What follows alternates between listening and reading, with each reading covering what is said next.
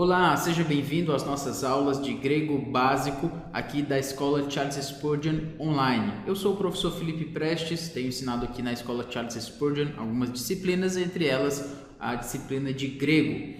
Estudei no Seminário Batista do Cariri, onde fiz o meu curso inicial além de formação, o bacharel em teologia, e agora tenho estudado na área do Novo Testamento, mestrado no Centro de Pós-Graduação Andrew Jumper da Universidade Presbiteriana Mackenzie. Então, como eu falei, tenho estudado um mestrado nessa área específica do Novo Testamento. Tendo me apresentado, quero falar um pouco sobre a nossa disciplina. A nossa disciplina vai se tratar especificamente sobre dois eixos principais, certo? Primeiro, o número de aulas. Nós teremos 2 módulos de 15 aulas. Essas aulas serão basicamente, deixe-me mudar aqui isso, 15 aulas. O primeiro módulo de 15 aulas se tratará dos substantivos e o segundo módulo tratará dos verbos. Por que essa divisão? Essa é uma divisão baseada no livro que nós ainda vamos apresentar, do William Mouse, mas basicamente nós temos assim de uma forma um pouco mais didática, porque os substantivos têm toda uma formatação que é interessante estudá-los separadamente, embora que os verbos vão aparecer nos nossos estudos, mas para que o aluno memorize de uma forma mais eficaz, entendemos que se ele iniciar pelos substantivos e aprender a morfologia dos substantivos, então ele poderá chegar na morfologia dos verbos também. Então, só lembrando para você esses termos aí, né? Morfologia. A morfologia, ela trata especificamente da forma das palavras. Inclusive é uma palavra que vem do grego realmente, né? Morfo vem da palavra morfê. Deixa-me melhorar o meu fi aqui. Você ainda vai aprender o que é um fi, mas é bom eu já colocá-lo de uma forma mais clara aí. Morfê é a palavra que significa forma, e logia tem a ver com palavra, né, do logos, que nós já conhecemos.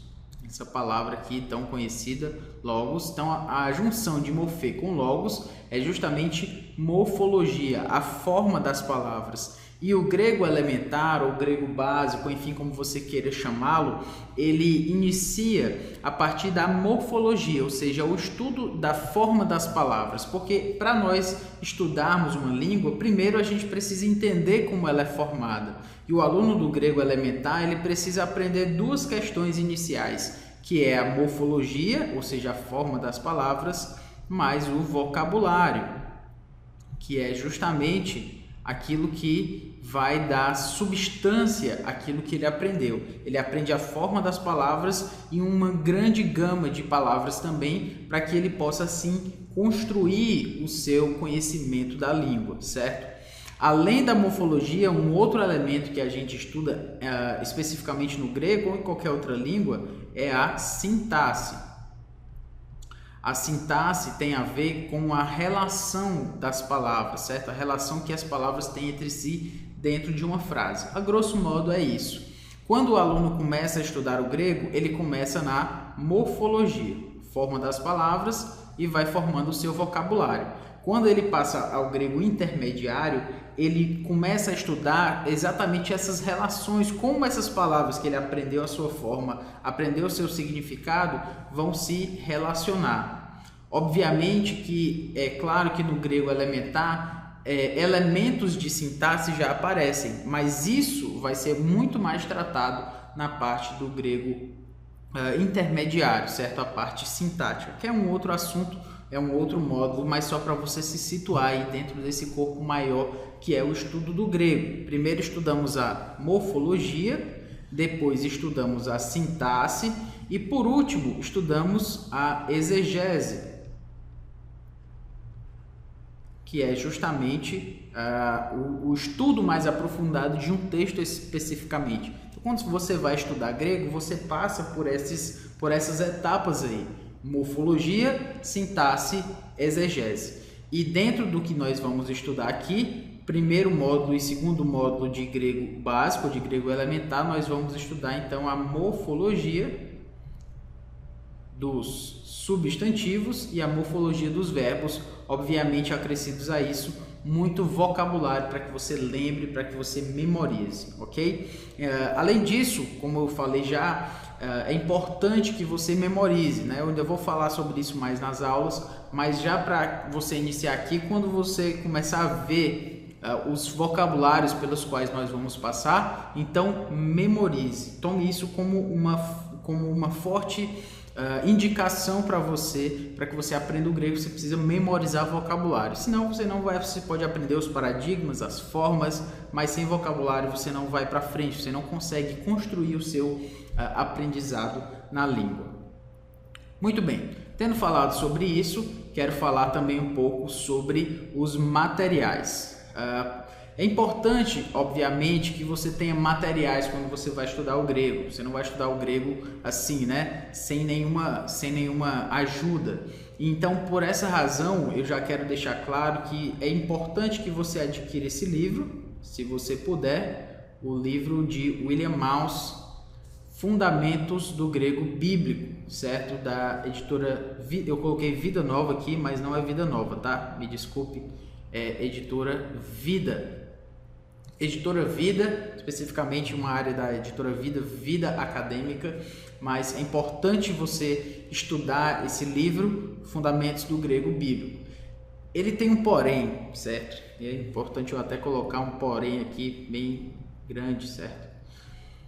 E eu fico até triste de falar sobre isso, mas o Fundamentos do Grego Bíblico de William Mouse, na sua versão em português, publicado pela editora Vida, infelizmente tem muitos erros. Ora, professor Felipe, como é que você começa já dizendo isso pra gente, né? Como é que você começa dizendo que o grego, o livro de grego que você está recomendando tem vários erros? Infelizmente ele tem muitos erros. Porém, os erros são muitas vezes erros de paradigmas, erros de algumas questões. Mas se você segue as nossas aulas aqui do grego elementar, do grego instrumental, a partir das aulas que nós vamos apresentar, e aí você vai seguindo com o livro, esses erros vão ser sanados de alguma forma, porque a nossa apresentação aqui vai ser a partir do livro original lá do inglês também. Então, por essa razão, é importante que você já saiba que existem esses erros, que eu não quero deixar de ser honesto com você, porém, também quero lhe assegurar de que as nossas aulas vão seguir de uma forma que você pode ficar mais tranquilo, já que a apresentação dessas aulas vai ser dada não a partir desses erros lá do grego, do Fundamentos do Grego Bíblico em português, mas de uma análise mais cuidadosa desse livro também. Por que nós utilizamos esse livro? Porque ele é o livro que eu considero mais didático para a apresentação do grego bíblico. Porém, existem outros livros também com os quais você pode acompanhar o nosso curso. Você tem Noções do Grego Bíblico, do Stélio Rega, você tem também o livro do Machen, não estou lembrando exatamente o título dele, mas Gresham Machen, publicado pela editora Agnus também, que é um livro interessante e importante. Eu poderia citar vários outros aqui, mas o que eu quero chamar a sua atenção é para esse, porque é o livro que a gente vai trabalhar. Professor, eu não tenho esse livro, não tenho como adquirir. Não tem problema, você não pode adquirir se você consegue seguir aqui as aulas a partir do que a gente já tem apresentado, com cuidado, analisando ponto após ponto, seguindo as nossas aulas. Isso já vai ser de grande importância para você, ok? Além disso, é importante que você tenha um Novo Testamento grego. Exatamente, né? Você precisa de uma Bíblia em grego para poder estudar grego, é óbvio. E aí, professor, como é que eu vou fazer? Existe uma excelente opção para nós, estudantes brasileiros, que é a Sociedade Bíblica do Brasil, o Novo Testamento Grego da Sociedade Bíblica do Brasil, SBB. Antigamente, nós tínhamos que importar os livros, as versões do Novo Testamento Grego, tanto da 27ª edição, que ainda precisa ser importada, a 28ª agora, né, de Nestor Aland, mas também a 4ª edição, que agora também é a 5ª edição, mas enfim, esse Novo Testamento Grego aqui é a 4ª edição, que nós temos da Sociedade Bíblica do Brasil, que a Sociedade Bíblica do Brasil agora começou, quer dizer, agora não, já faz alguns anos que ela tem produzido, né, entregue aqui para o público brasileiro. É muito importante que você adquira. Esse é o livro talvez mais fácil de você adquirir. Os outros você precisa importar dos Estados Unidos, enfim, mas busque um Novo Testamento grego para você estudar. Eu poderia pedir que você adquirisse um Novo Testamento grego interlinear, que é uma outra opção também, não descarte essa possibilidade. Mas eu gostaria que você pensasse que você precisa de um texto grego, certo? Sem auxílio do português. Se você quer o auxílio do português, ele pode estar em outro lugar. Mas às vezes é bom que você tenha um texto grego ali sem esse auxílio para que você se force a estudar. Se você precisa de um léxico, aí você vai lá no léxico, enfim. Mas essa não é uma aula de ferramentas, é uma aula de apresentação, esse primeiro momento agora, mas só para você se situar. Então, lembrando aqui, Novo Testamento grego, a 4ª edição. Bom, não sei quando você está vendo esse vídeo, né? Talvez quando você estiver vendo esse vídeo já vai estar bem mais à frente, talvez já tenhamos a 5ª edição, talvez a 28ª edição em português também, não sei, Deus é que sabe. Mas o ponto é, você precisa de uma ferramenta, e a ferramenta que nós temos trabalhado para o livro didático é o do William Mouse, Fundamentos do Grego Bíblico, e também você precisa também de um Novo Testamento grego, pode ser esse, pode ser outro. O importante é que você tenha um texto grego com o qual você vai poder trabalhar. Muito bem. Tendo falado sobre isso, vamos enfim para a nossa primeira aula propriamente dita. Por que estudar o grego? E também vamos tratar um pouco sobre a língua grega, uma introdução à língua grega. Então vamos começar com essa pergunta, né? Por que estudar o grego, ou mais especificamente, por que estudar as línguas originais? Alguém pode dizer, mas já temos a Bíblia traduzida, então não precisamos de mais um livro, de mais uma análise mais específica dessas questões, já que nós já temos a Bíblia em português. Esse é um questionamento verdadeiro e eu não o descarto, certo? Mas nós temos sim razões suficientes para estudarmos as línguas originais. E ao invés de falar por mim mesmo, eu tomei alguns exemplos de pessoas que consideramos como importantes no contexto, vou chamar evangélico, né, de pessoas sérias que estudam a Bíblia, ou que estudaram a Bíblia no passado, para falarem sobre as línguas originais, a importância de estudar as línguas originais. Muito disso foi trabalhado a partir do livro do John Piper, Irmãos, Nós Não Somos Profissionais. Lá existe um artigo, aliás, um capítulo inteiro sobre a importância do estudo das línguas originais. Então vale a pena você ler lá também o livro Irmãos, Nós Não Somos Profissionais, que de todo é excelente, e esse capítulo específico sobre línguas originais também é muito bom. Seguindo então, vamos falar sobre Charles Spurgeon, né? Ninguém melhor para começar, né? Estamos aqui na aula da escola Charles Spurgeon e estamos falando sobre Charles Spurgeon. O que Spurgeon falou sobre a Bíblia nas suas línguas originais? Antes disso, ele falou sobre a importância de entender a Bíblia, certo? E eu quero chamar então a sua atenção para aquilo que nós devemos entender a Bíblia como a nossa ferramenta de trabalho, que é basicamente o que ele nos falou aqui. Ele disse: compreender a Bíblia deve ser a nossa ambição. Achei interessante demais ele usar essa palavra. A nossa ambição. Devemos estar familiarizados com ela, tão familiarizados como a dona de casa o está com a sua agulha, o comerciante com o seu livro-caixa, o marinheiro com o seu navio. Devemos conhecer o seu roteiro original, o conteúdo de cada livro, as minúcias das suas histórias, doutrinas e preceitos e tudo que lhe diz respeito. O que Charles Spurgeon está dizendo para a gente? Exatamente que essas pessoas que nós conhecemos, a dona de casa, o comerciante, o marinheiro, todos eles têm ferramentas de trabalho com as quais eles lidam a cada dia e que eles hoje fazem o que eles fazem com essas ferramentas de trabalho com maestria. eles conhecem muito bem aquilo com que eles trabalham. O estudante da Bíblia também o é assim. Ele precisa estudar a Bíblia como se ela fosse a sua ferramenta de trabalho, porque ela é a sua ferramenta de trabalho. Ele precisa conhecê-la muito bem.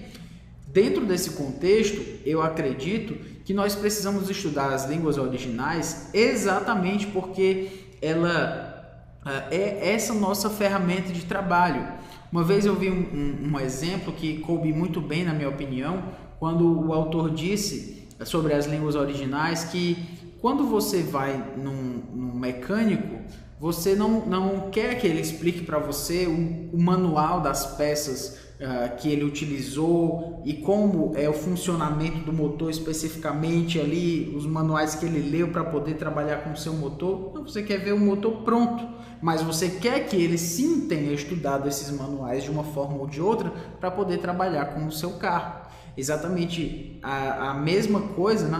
Assim, de uma certa forma, quando nós vamos tratar da Bíblia, muitas vezes a gente quer passar para as pessoas quanto a gente estudou, como foi importante e tal, e na verdade as pessoas querem um produto daquilo que nós estudamos, mas elas querem sim que nós tenhamos estudado o suficiente para poder ensiná-las a palavra de Deus com clareza, né? Com cuidado. Então, por essa razão, como é nossa ferramenta de trabalho, nós somos então chamados a lidar com a Bíblia com muita clareza, com muito cuidado, certo?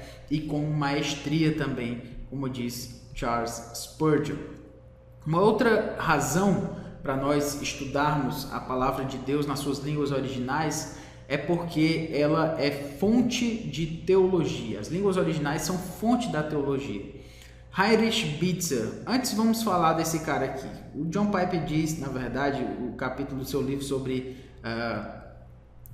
línguas originais, ele vai dizer que Bitzer era um banqueiro. Bitzer era um banqueiro. Quem é esse Bitzer? Esse Bitzer, ele vai dizer que é um autor de devocionais, se eu não me engano, que tinha uma grande base nas línguas originais. Então é como se fosse um devocional a partir das línguas originais. O que pouca gente sabe é que o autor desses devocionais, que foi conhecido na época, ele era um banqueiro. Ele não era um pastor, um erudito especificamente que se esperasse de alguém que estuda teologia de uma forma mais profunda. Ele era um banqueiro e ele escreveu então um livro sobre as línguas originais. Então, o que esse Bitzer diz é importante por várias razões, mas também porque ele seria um leigo, né, como se chamaria, alguém que não é ali do ministério especificamente, mas que estudou as línguas originais com profundidade. O que ele diz então? Quanto mais o teólogo se afasta do texto original grego e hebraico das escrituras sagradas, mais se desvia da fonte da verdadeira teologia. A fonte da verdadeira teologia está nas línguas originais. No entanto, a verdadeira teologia é a base de todo o ministério frutífero e abençoado. Então, a fonte da verdadeira teologia é o estudo das línguas originais. E essa verdadeira teologia é o que vai trazer para as pessoas que estão no ministério, o ministério frutífero e o ministério abençoado. Excelente Bitzer dizer isso, né? Quando você vai estudar as línguas originais, você tem a teologia na sua mão. E quem não tem as línguas originais, então não tem a teologia na sua mão? É claro que tem. Mas o ponto é que você tem de uma forma profunda também, de uma forma mais precisa. Muitas vezes você não precisa depender completamente de dicionários e comentários. Você pode fazer a sua própria análise e ter esses outros elementos como parâmetros para aquilo que você vai fazer. Muito bem. O que diz o nosso próximo personagem aqui, nosso George Whitefield? Na verdade, um grande pregador, um homem de Deus, pregou a palavra de Deus com fervor lá nos Estados Unidos e em outros lugares também. O que George Whitefield disse? Embora debilitado com frequência, me retiro à noite por 2 horas e oro sobre o meu Novo Testamento grego. E sobre as excelentes contemplations, ou Contemplações do Bispo Hall, sempre que a saúde me permite. Então, o que ele quer dizer é que ele fazia o seu devocional, orava sobre o seu Novo Testamento grego. Então, era uma fonte de piedade. É interessante ele dizer isso, né? Porque às vezes as pessoas querem fazer uma falsa dicotomia, né? Entre piedade e erudição. E isso é a pior coisa que se pode fazer, é essa dicotomia. Não existe essa dicotomia. Essa dicotomia, ela é falaciosa, certo? Ela é uma falácia. Não é que você precisa escolher entre piedade e erudição. Ou você é piedoso ou você é um erudito. Aqui nós temos um homem de Deus que pregou a palavra para milhares, literalmente milhares de pessoas, em uma época em que muitas pessoas se converteram a partir da sua pregação, né? Como Deus utilizou a sua pregação para que muitas pessoas fossem salvas. E esse homem era um homem de Deus que se debruçava sobre o seu Novo Testamento grego, ou seja, ele era piedoso e erudito. Então não é uma dicotomia, na verdade, são dois pontos que podem sim se interagir, ok? E podem e devem de fato, né? Quando a palavra de Deus fala que o presbítero que é digno de dobrados honorários são aqueles que presidem bem, certo? São aqueles que presidem bem e que se afadigam na palavra. Se afadigar é aquela pessoa que se debruça, que estuda a palavra com fervor, com cuidado. Então, piedade e erudição não são contrapostos necessariamente. Na verdade, são dois lados de uma mesma moeda, de um homem que quer integralmente se entregar para o ministério. Aqueles que acham que precisam escolher entre uma e outro, na verdade, nem são eruditos piedosos, nem são piedosos eruditos. Eles estão escolhendo um lado que não pode simplesmente ser escolhido. É possível, sim, se afadigar na palavra de Deus e, ao mesmo tempo, ser piedoso. Mas esse é um assunto para uma outra questão. Este é um livro importante sobre isso, né? O Pastor como Mestre, o Mestre como Pastor, da editora Fiel. Vale a pena ler esse livro, escrito pelo John Piper e D.A. Carson, certo? Aqui nós vamos ainda falar sobre os dois. Na verdade, foi uma palestra que os dois deram e disso se tornou um livro importante sobre como conciliar piedade e erudição. Muito bem, nosso próximo aqui, então, será o próprio John Piper. O que ele vai dizer? Perde-se a confiança para determinar o verdadeiro significado de uma passagem bíblica. E com a perda da confiança da preparação, da interpretação rigorosa, então grave essa ideia aqui, certo? Interpretação rigorosa. Também desaparece a confiança da pregação poderosa. É difícil pregar semanalmente com profundidade e poder sobre o alcance de toda a revelação de vida quando existe um incômodo da incerteza, certo? Vou colocar aqui em vermelho. Incerteza no momento em que se pretende ultrapassar a fronteira das generalidades básicas do Evangelho. Ou seja, se nós queremos pregar com segurança, nós vamos precisar de uma interpretação rigorosa. E se nós não temos isso, o que vai desaparecer é exatamente essa confiança. E o que ele vai dizer é que semanalmente é difícil pregar semanalmente com profundidade e poder, sem os textos originais, sem um estudo mais aprofundado, certo? Então, sem o texto grego e os textos originais, é claro que é possível se ter confiança se você se afadigou, se você estudou.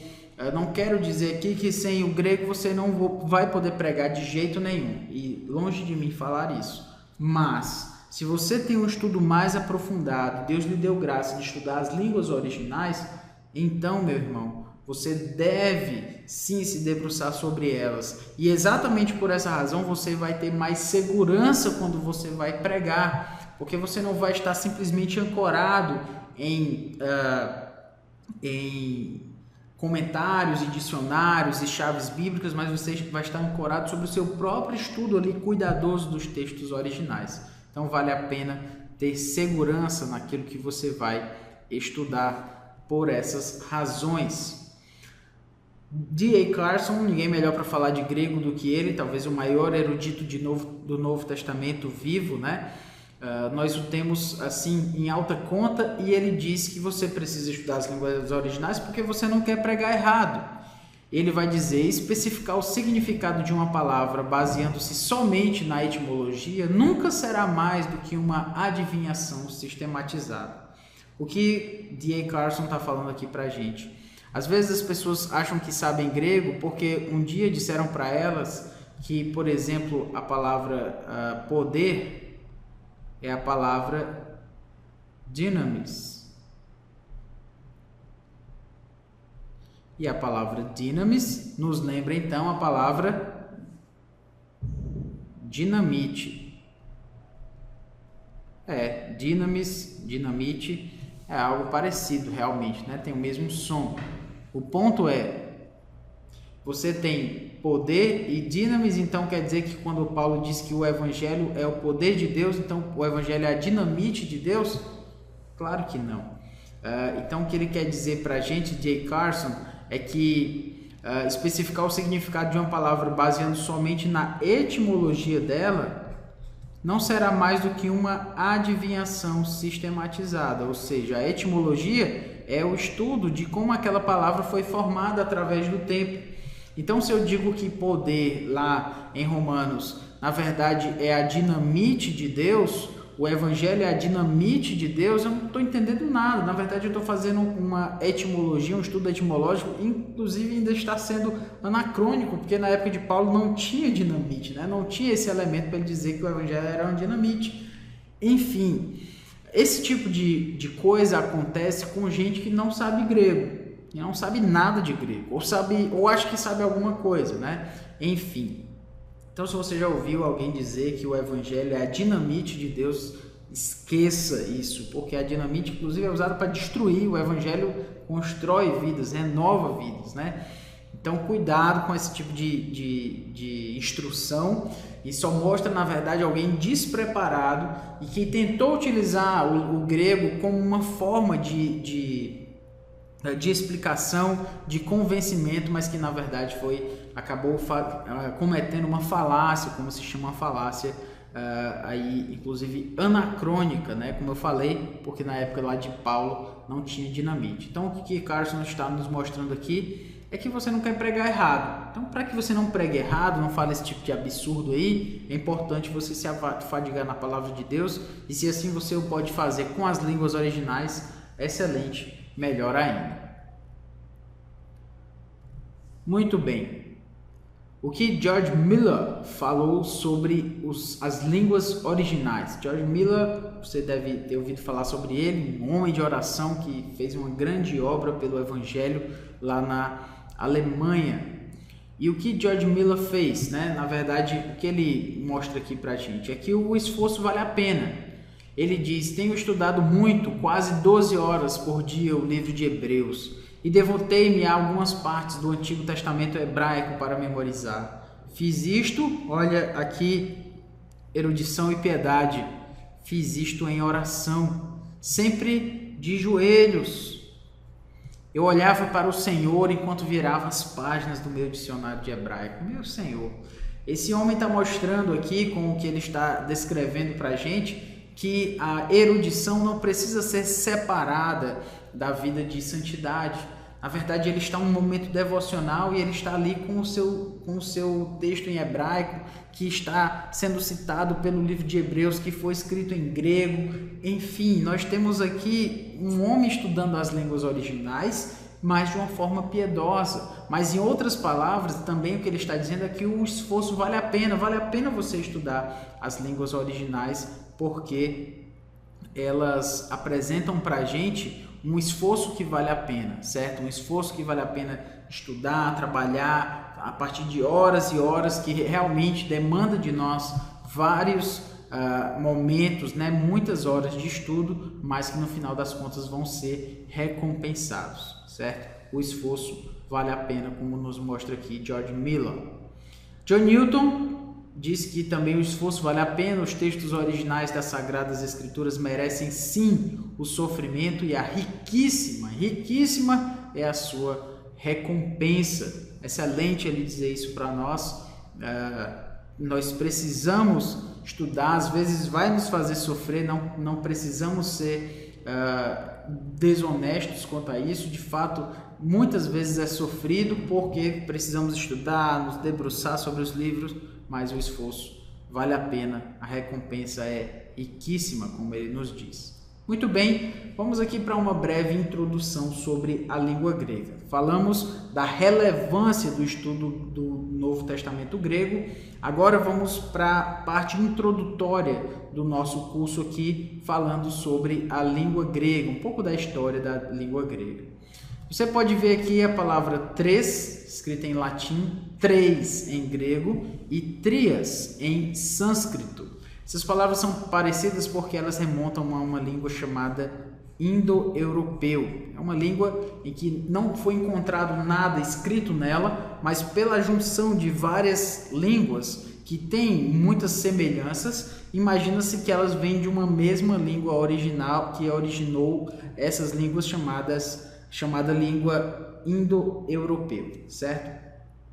Muito bem, a língua mãe de todas as línguas aparentemente teve 10 filhas, né, as quais se tornaram mães de grandes famílias das línguas. Uma delas foi o proto-indo-europeu, de onde nós temos o grego, o latim, as línguas românicas também e as línguas germânicas. Todas essas línguas vieram da mesma origem dessa língua indo-europeia ou indo-europeu, e aqui mais até primordialmente do proto-indo-europeu. Só para você saber aí que elas têm alguma semelhança, certo?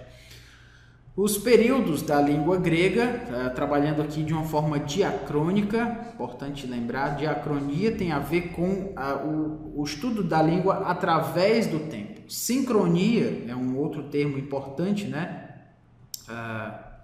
Sincronia tem a ver com o estudo da língua dentro de um tempo especificamente contemporaneamente. Diacronia, que tem a ver também do grego, né, com a palavra dia, que é através de, então através do tempo, chronos, de onde vem a palavra cronia, né, chronos, tempo, então através do tempo. Então, por isso nós estamos tendo esse estudo aqui diacrônico, certo? Então, os estágios da língua grega, período pré-homérico ali até mais ou menos 1000 a.C., a era dos dialetos ou a era clássica, nós temos de 1000 a 330 a.C., e ali nós temos o período eólico, dórico, jônico e o período ático. E essas eras, né, especificamente no período ático, foi um dialeto ático. Nesse dialeto era o dialeto de Atenas durante a era ali clássica, mais ou menos do 5º ao 4º séculos antes de Cristo. Então, às vezes ele é equiparado ao período clássico. Alguns autores dessas épocas que nós estamos falando aí são os diálogos de Platão. Então, esse escrito, né, na verdade, foi trazido para nós mais ou menos nessa época, e os escritos ali de Homero também ali dentro desse tempo aí, ok?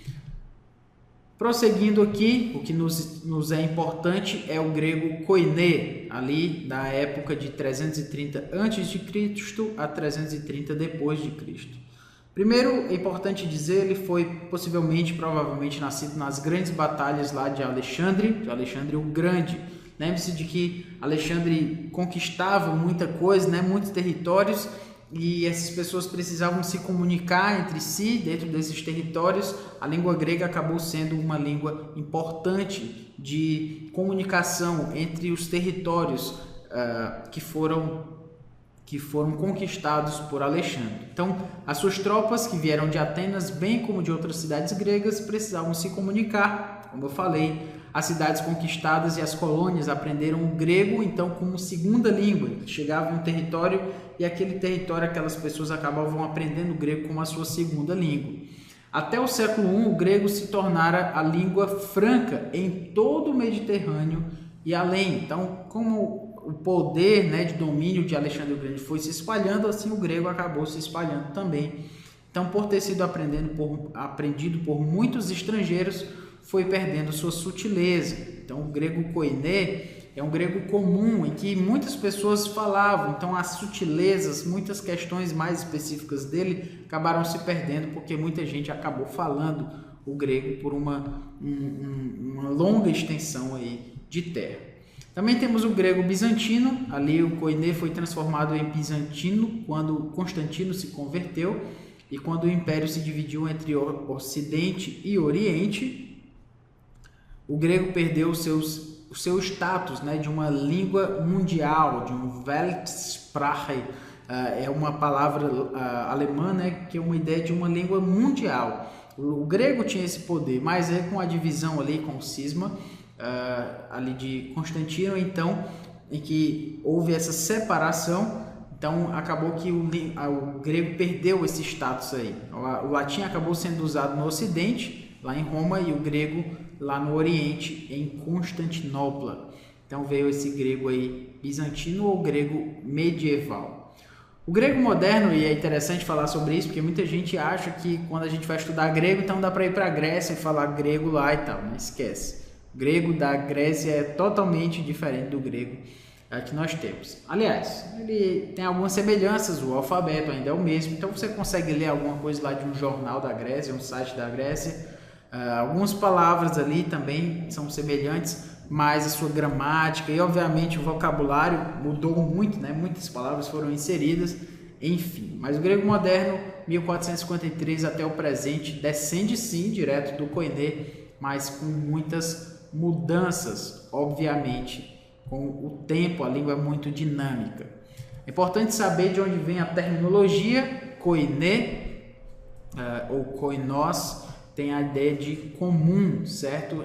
Implica em dialectos, né? Ou seja, o Novo Testamento e a Septuaginta foram escritos nesse grego comum. O que tem a ver isso com a minha vida, né? Exatamente o fato de ser o grego comum que a Bíblia deve ser ensinada também de uma forma que as pessoas possam entender, porque ela foi escrita de uma forma que as pessoas pudessem entender a partir de uma língua comum, a partir de uma língua que pudesse chegar às pessoas, certo? Essa é a ideia. Então, nós temos alguns tipos de grego koiné, o grego vernacular, o grego vulgar, pode ser encontrado em papiros e nas ostracas, né, que eram alguns materiais em que poderia se escrever alguma coisa, né, materiais pequenos. O grego literário de Joséfo, Filo, Plutarco escreveram nessa época no grego koiné literário, e o grego conversacional, koiné conversacional, que foi o grego em que o Novo Testamento foi escrito. Interessantemente, ele não é nem vulgar e nem literário. É um texto que não perde a sua importância, mas também não deixa de ser, mas também não é erudito a um ponto que as pessoas não podem entender. É um grego comum, e isso também nos diz muito, né? Quando nós vamos pregar, ensinar, precisamos ensinar com simplicidade, pois assim a Bíblia foi escrita. Há uma múltipla autoria no Novo Testamento, né? Muitos autores, o autor de Hebreus, Lucas e algumas vezes Paulo aspiram a um koiné literário, a uma linguagem um pouquinho mais rebuscada. Outros livros como Marcos, João, Apocalipse, 2 Pedro mostram uma qualidade literária inferior. E lembre-se aqui da palavra literária, certo? Não é uma qualidade teológica, por favor, certo? Não é uma qualidade teológica, é uma qualidade literária, ou seja, é um grego um pouco mais rebuscado, um pouco mais clássico ali, com algumas construções mais específicas. O grego aqui do autor de Hebreus, Lucas e algumas vezes o apóstolo Paulo escreveu assim, e os outros, Marcos, João, Apocalipse, 2 Pedro, são textos um pouco mais simples, mas que não perdem, obviamente, sua teologia com tanta clareza, ok? Tendo falado sobre isso, algumas conclusões. Sintaticamente, o grego do Novo Testamento é conversacional na sua maior parte, ou seja, ele é de fácil entendimento para aqueles que o estavam lendo. O seu estilo é largamente semítico, obviamente, os escritores eram todos judeus no Novo Testamento, e o estoque de vocabulário do Novo Testamento é largamente compartilhado com os documentos dos papiros do dia a dia, ou seja, era uma língua falada pelo povo. O povo lia em grego, o povo estudava em grego, eles aprendiam grego, eles falavam grego koiné entre si, e foi esse grego em que a nossa revelação do Novo Testamento foi escrita, certo? Então, por essa razão, vale a pena a gente pensar, né? Especialmente você que está estudando grego agora, não suba a sua cabeça achando que agora você vai pregar difícil, falar do grego e do hebraico e lá das formas verbais e substantivais e tal. Não. Você continua pregando simples. A diferença é que agora você tem uma boa ferramenta, está trabalhando para ter uma nova ferramenta, boa ferramenta para estudar a palavra de Deus, mas as pessoas não querem aquilo que, como você chegou às suas conclusões, elas querem as conclusões a partir daquilo que você estudou, ok? Então, este era o ponto que nós queríamos apresentar aqui. Então, que Deus nos abençoe e até as próximas aulas. Valeu!